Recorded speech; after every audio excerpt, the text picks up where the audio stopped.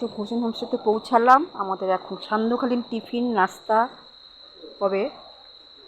আমাদের train late ছিল, তো যার জন্য আমরা দেরিতে পৌঁছেছি। আমাদের খাওয়ার মোমো, মানে সন্ধ্যাবেলার যে টিফিন যেটা, সেটা আমরা মোমো খাবো। সবাই মোমো খাবে না,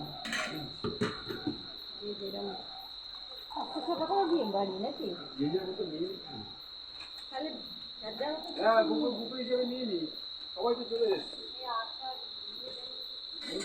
রাত্রিবেলা দেখাচ্ছি। এখানে একটা ঝর্ণা আছে, ঝর্ণার আওয়াজ পাওয়া যাচ্ছে।